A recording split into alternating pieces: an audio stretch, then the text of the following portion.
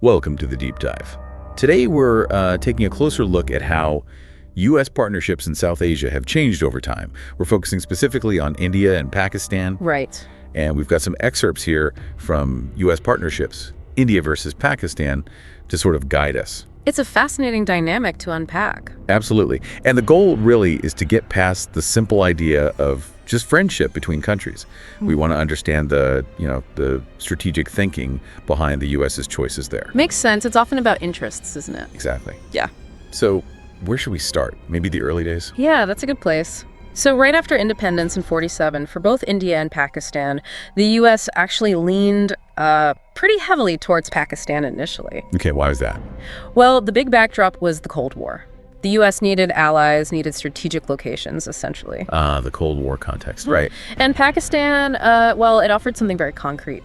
Access to military bases that was hugely important for the U.S. back then. So less about shared ideals at that point and more about practical geopolitical needs, like location, location, location. Pretty much. It was a very pragmatic calculation. Pakistan provided a key strategic advantage against the Soviet Union. Which really underlines that point about national interests driving these things, doesn't it? It does. It shows how partnerships can form based on what a country needs at a specific moment in history. But as we know, that didn't stay static. Things shifted. The U.S. alignment started moving more towards India over time. Definitely. A significant shift. What drove that change? Yeah. Our sources mention India's growing economy, for one. Yes, India's economic rise became undeniable. A huge market investment potential that changes the strategic calculus for a partner like the U.S. And the other factor mentioned is India's democratic system. Right. While, it's a complex democracy, it still provides a different kind of foundation for a long-term relationship compared to Pakistan's political trajectory at times.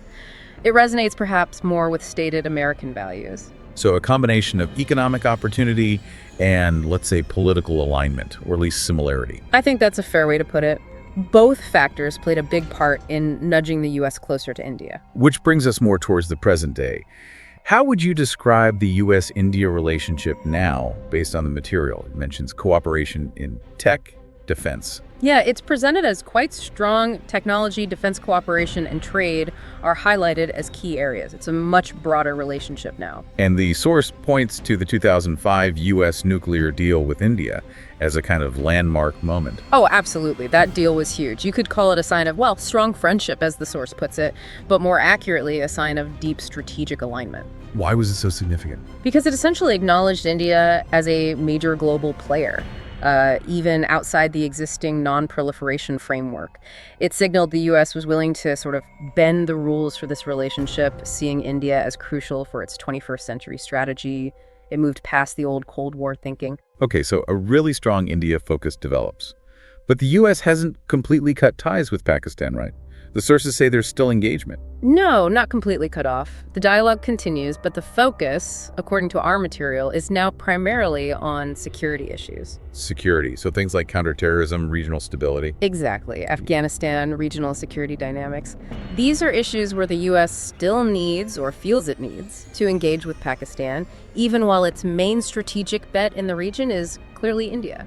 It sounds like managing complex, sometimes contradictory interests simultaneously. That's foreign policy in a nutshell, isn't it? Especially in a region like South Asia.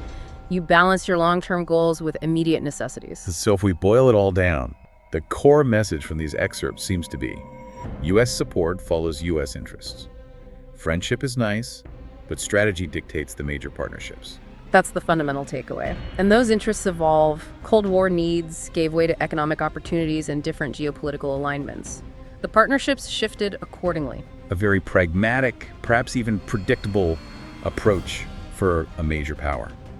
You could say that. Understanding this helps you analyze not just the situation, but how major powers operate globally. Definitely gives you a clearer lens. So reflecting on this whole evolution, it makes you wonder, doesn't it? What future global shifts, maybe new challenges or alliances elsewhere, could change this U.S.-India-Pakistan triangle yet again? That's the million-dollar question, isn't it? History suggests these relationships are never permanently fixed. Something for all of us to think about. Well, this has been a really insightful deep dive. Thanks for walking us through it. My pleasure. It's always interesting to trace these shifts.